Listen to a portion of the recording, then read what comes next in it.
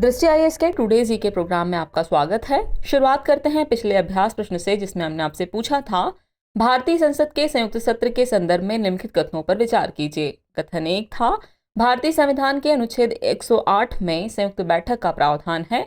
कथन 2 था भारत के संविधान में राष्ट्रपति द्वारा विशेष अभिभाषण का कोई प्रावधान नहीं है। उपयुक्त में से कौन से कथन सही हैं या फिर हैं? आपके ऑप्शन थे केवल एक, केवल दो, एक और दो दोनों ही, और न तो एक न ही दो।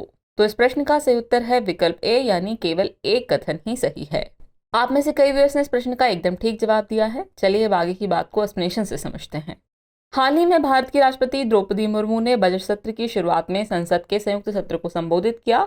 भारतीय संविधान के अनुच्छेद 108 में दोनों सदनों की संयुक्त बैठक का प्रावधान है, इसलिए कथन एक सही है। संसद की संयुक्त बैठक राष्ट्रपति द्वारा बुलाई जाती है। इसकी अध्यक्षता लोकसभा अध्यक्ष या उनकी अनुपस्थिति में, लोकसभा के उपाध्यक्ष या उनकी अनुपस्थिति में राज्यसभा के उपसभापति द्वारा की जाती है। संविधान का अनुच्छेद 87 दो मौके प्रदान करता है जब राष्ट्रपति विशेष रूप से संसद के दोनों सदनों को संबोधित करते हैं। पहला, भारत के राष्ट्रपति प्रत्येक आम चुनाव के बाद पहले सत्र की शुरुआत में राज्यसभा और लोकसभा दोनों को संबोधित करते हैं, और दूसरा, राष्ट्रपति प्रत्येक वर्ष के पहले सत्र की शुरुआत में दोनों सदनों को संबोधित करते हैं, इसलिए कथन 2 सही नहीं है। इस प्रकार इस प्रश्न का सही उत्तर है विकल्प ए, यानी केवल एक कथन ही सही है। चलिए अब शुरुआत करते हैं आज के एपिसोड की। तो आज के एपिसोड का पहला प्रश्न है संयुक्त संसदीय समिति यानी जेपीसी के संबंध में निम्नलिखित कथनों पर विचार कीजिए। कथन 1 है इसकी स्थापना राष्ट्रपति द्वारा एक विशेष उद्देश्य के लिए की जाती है। कथन 2 है इसमें दोनों सदनों के सदस्य होते हैं। उपयुक्त में से कौन सा ऐसे कथन सही नहीं है या फिर हैं? आपके ऑप्शन है केवल एक, केवल दो, एक और दो दोनों, न तो एक न ही दो। तो इस प्रश्न का सही उत्तर है विकल्प ए, यानी केवल एक कथन सही नहीं है।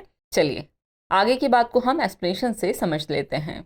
हाल ही में विपक्ष ने अडानी समूह के खिलाफ धोखाधड़ी और स्टॉक हेरफेर के आरोपों की संयुक्त संसदीय समिति द्वारा जांच की मांग की है। संयुक्त संसदीय समिति की स्थापना संसद द्वारा किसी विशेष उद्देश्य के लिए की जाती है, जैसे किसी विषय या विधेयक की विस्तृत जांच आदि, इसलिए कथन 1 सही नहीं है। इसमें दोनों सदनों और सत्ता पक्ष एवं विपक्ष दोनों के सदस्य होते हैं, इसलिए कथन 2 सही है। इस प्रकार विकल्प ए सही हुआ। इसका कार्यकाल समाप्त होने या इसका कार्य पूरा होने के बाद इसे भंग कर दिया जाता है। संसद के एक सदन द्वारा प्रस्ताव पारित करने और दूसरे सदन द्वारा इस पर सहमति जताए जाने के बाद इस समिति का गठन किया जाता है। इसके सदस्य संसद द्वारा तय किए जाते हैं, जिनकी कोई निश्चित संख्या नहीं है। इनकी सिफारिशें सरकार के लिए बाध्यकारी नहीं है। इस तरह इस प्रश्न का सही उत्तर है विकल्प ए, यानी केवल एक कथन सही नहीं है। चलिए अगला प्रश्न देखते हैं। Initiative on critical and emerging technologies Bharat और किस देश से संबंधित है? आपके ऑप्शन है कनाडा, फ्रांस, अमेरिका या फिर इटली। तो इस प्रश्न का सही उत्तर है विकल्प सी, अमेरिका। हाल ही में राष्ट्रीय सुरक्षा सलाहकार अजीत डोभाल ने अपने अमेरिकी समकक्ष जैक सुलिवन से मुलाकात की। इस मुलाकात में दोनों के बीच क्रिटिकल एंड इमर्जिंग टेक्नोलॉजीज पर यूएस इंडिया पहल शुरू करने पर चर्चा हुई, इसलिए विकल्प सी सही है। आईसीईटी का अनावरण टोक्यो में क्वाड लीडर समिट 2022 के दौरान अमेरिकी राष्ट्रपति और भारतीय प्रधानमंत्री द्वारा किया गया था। इस परियोजना का नेतृत्व संयुक्त राज्य अमेरिका की राष्ट्रीय सुरक्षा परिषद और भारत में राष्ट्रीय सुरक्षा परिषद सचिवालय द्वारा किया जाएगा। ये दोनों देश की सरकारों, व्यवसायों और शैक्षणिक संस्थानों के बीच रणनीतिक, प्रौद्योगिकी साझेदारी और रक्षा औद्योगिक सहयोग को विस्तारित करेगा। यौन आपूर्ति श्रृंखलाओं का निर्माण करेगा, जो देशों के बीच सह उत्पादन और सह विकास के साथ स्टार्टअप इकोसिस्टम के बीच संबंधों को बढ़ाती हैं। इस तरह इस प्रश्न का सही उत्तर है विकल्प सी, अमेरिका। अगला प्रश्न है पेरिस क्लब क्या है? आपके ऑप्शन है पश्चिमी ऋणदाता देशों का एक समूह, जैविक खेती को बढ़ावा देने वाला एक समूह, अफ्रीका में हरित पट्टी बनाने वाला एक समूह या फिर पर्यावरण हितैषी देशों का एक समूह। तो इस प्रश्न का सही उत्तर है विकल्प ए, पश्चिमी ऋणदाता देशों का एक समूह। चलिए इस प्रश्न देखते हैं। पेरिस क्लब श्रीलंका के कर्ज पर अंतर्राष्ट्रीय मुद्रा कोष को वित्तीय आश्वासन प्रदान करेगा। आपको बता दें कि पेरिस क्लब पश्चिमी ऋणदाता देशों का एक समूह है, इसलिए विकल्प ए सही है। इसकी स्थापना वर्ष 1956 में विकासशील और उभरते देशों की ऋण समस्याओं के समाधान के लिए की गई थी। ये समूह कर्जदार देशों के सामने आने वाली चुनौतियों का स्थायी समाधान ढूंढने का प्रयास करता है। इसमें 22 सदस्य हैं जो आर्थिक सहयोग और विकास संगठन यानी ओईसीडी समूह से जुड़े हुए हैं। इसका सचिवालय पेरिस में स्थित है। ये सर्वसम्मति और एकजुटता के सिद्धांतों पर काम करता है। इस तरह इस प्रश्न का सही उत्तर है विकल्प ए, पश्चिमी ऋणदाता देशों का एक समूह। अगला प्रश्न है अमृत धरोहर योजना किस क्षेत्र से संबंधित है? आपके ऑप्शन है रक्षा क्षमता, पर्यावरण एवं पारिस्थितिकी, ग्रामीण विकास या फिर अंतरिक्ष अन्वेषण। तो इस प्रश्न का सही उत्तर है विकल्प बी, पर्यावरण एवं पारिस्थितिकी। हाल ही में केंद्रीय वित्त मंत्री ने अमृत धरोहर योजना लॉन्च की। अमृत धरोहर आर्द्र भूमि के संरक्षण से जुड़ी एक परियोजना है।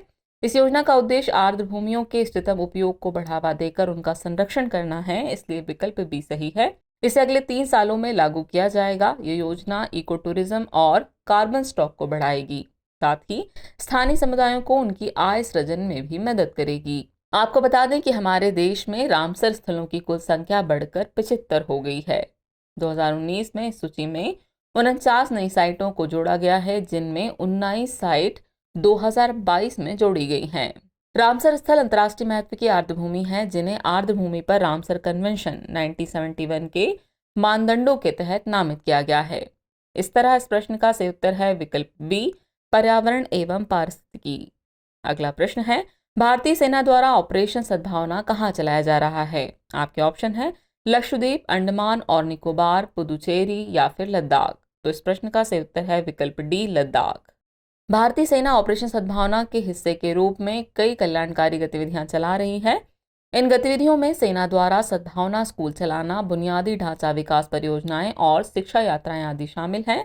ऑपरेशन सद्भावना केंद्र शासित प्रदेश लद्दाख के दूर दराज के क्षेत्रों में रहने वाले बच्चों के लिए शुरू किया गया है, इसलिए विकल्प डी सही है। इसका उद्देश्य शिक्षा के स्तर में सुधार करना और उन्हें गुणवत्तापूर्ण शिक्षा प्रदान करना है। भारतीय सेना वर्तमान में इसके तहत 7 सेना सद्भावना स्कूल चला रही है, जिनमें 2200 से अधिक छात्र पढ़ रहे हैं। इस तरह इस प्रश्न का सही उत्तर है विकल्प डी, लद्दाख।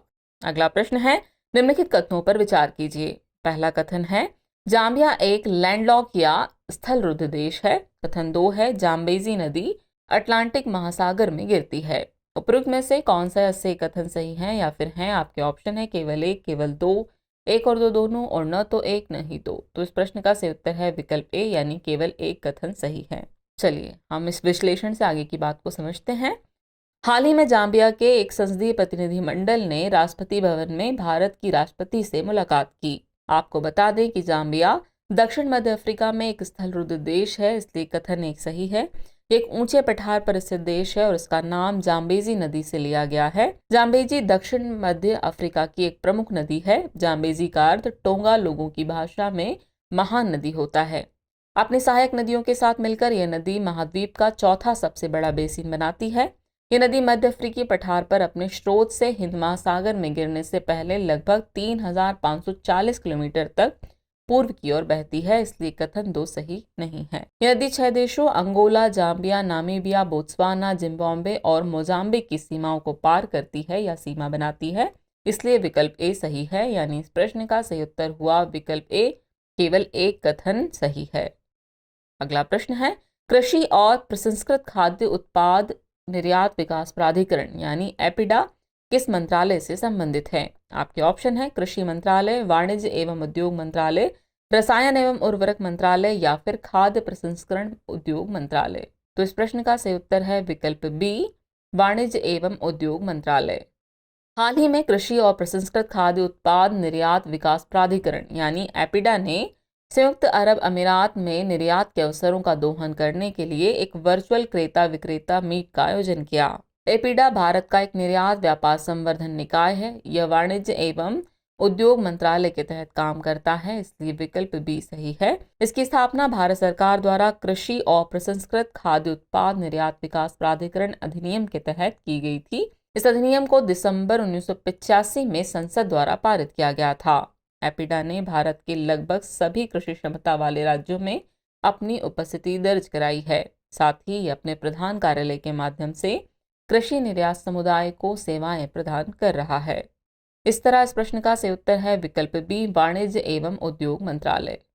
अगला प्रश्न है, हाल ही में समान लेकिन विभेदित उत्तरदायित्व और संबंधित क्षमता यानी CBDR RC समाचारों में था, यह किससे संबंधित है? आपके ऑप्शन है जलवायु परिवर्तन पर संयुक्त राष्ट्र का फ्रेमवर्क कन्वेंशन, जैविक विविधता पर कन्वेंशन, रामसर कन्वेंशन या फिर कार्बनिक प्रदूषकों पर स्टॉकहोम कन्वेंशन। तो इस प्रश्न का सही उत्तर है विकल्प ए, जलवायु परिवर्तन पर संयुक्त राष्ट्र का फ्रेमवर्क कन्वेंशन। हाल ही में पर्यावरण, वन और जलवायु परिवर्तन राज्य मंत्री ने राज्यसभा में समान लेकिन विभेदित उत्तरदायित्व और संबंधित क्षमता यानी CBDR-RC पर जानकारी साझा की है।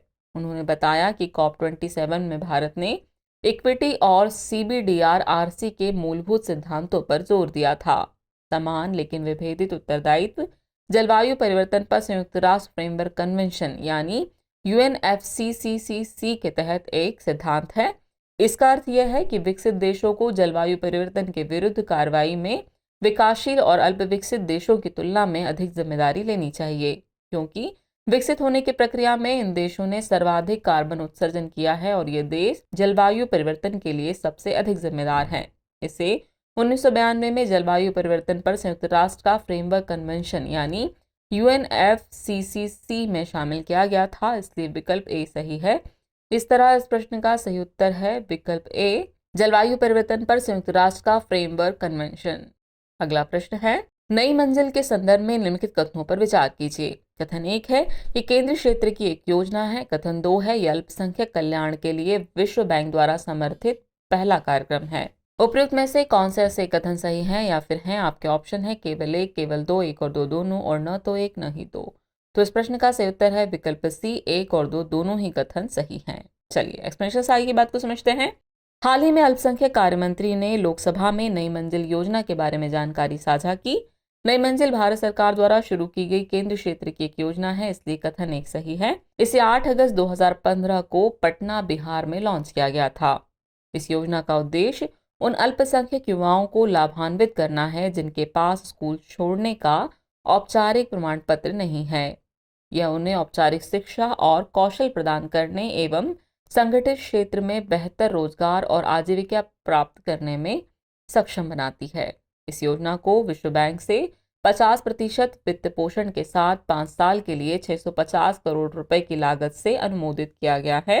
यह अल्पसंख्यक कल्याण के लिए विश्व बैंक द्वारा समर्थित पहला कार्यक्रम है, इसलिए कथन 2 सही है। इस प्रकार इस प्रश्न का सही उत्तर है विकल्प सी, यानी 1 और 2 दोनों ही कथन सही हैं। चलिए अब हम पहुंच गए हैं एपिसोड के अंतिम प्रश्न पर। तो अंतिम प्रश्न है, रेड सैंडर्स को वन्यजीव संरक्षण अधिनियम की किस अनुसूची में सूचीबद्ध किया गया है? आपके ऑप्शन है अनुसूची 1, अनुसूची 2, अनुसूची 3 या फिर अनुसूची 4। तो इस प्रश्न का सही उत्तर है विकल्प डी, अनुसूची 4। हाल ही में साइट्स व्यापार डेटाबेस ने लाल चंदन यानी रेड सैंडर्स के निर्यात से जुड़ी 28 घटनाएं दर्ज की हैं। यह मामला वैश्विक वन्यजीव व्यापार निगरानी संगठन यानी ट्रैफिक द्वारा तैयार एक फैक्ट शीट के बाद प्रकाश में आया है। गौरतलब है कि रेड सैंडर्स एक स्थानिक वृक्ष प्रजाति है जिसका वितरण भारत के पूर्वी घाटों तक सीमित है। ये प्रजाति आंध्र प्रदेश में पाई जाती है और 10 से 15 मीटर की ऊंचाई तक बढ़ती है। भारत की विदेश व्यापार नीति के तहत रेड सैंडर्स का आयात प्रतिबंधित यानी प्रोहिबिटेड है, जबकि निर्यात सीमित है। ये वन्यजीव संरक्षण अधिनियम की अनुसूची 4 के तहत सूचीबद्ध है और IUCN की रेड लिस्ट के अनुसार इंडेंजर्ड है, इसलिए विकल्प डी सही है। ये बहुत धीमी गति से बढ़ने वाली वृक्ष प्रजाति है जो 25 से 40 वर्षों के बाद प्राकृतिक वनों में परिपक्वता प्राप्त करती है। इस तरह इस प्रश्न का सही उत्तर है विकल्प डी, अनुसूची 4। चलिए अब नोट कर लीजिए आज के एपिसोड का अभ्यास प्रश्न। तो अभ्यास प्रश्न है, भारतीय संविधान की प्रस्तावना में स्वतंत्रता, समानता और बंधुत्व के आदर्श किस देश के संविधान से लिए गए हैं? आपके ऑप्शन है कनाडा का संविधान, ब्रिटिश संविधान, फ्रांसीसी संविधान या फिर अमेरिकी संविधान। तो इस प्रश्न का जवाब कमेंट बॉक्स में देना न भूलें। जल्द ही मिलते हैं नए एपिसोड में नए नए सवालों और उनके नए नए जवाबों और जानकारियों के साथ। तब तक के लिए आप सभी का शुक्रिया।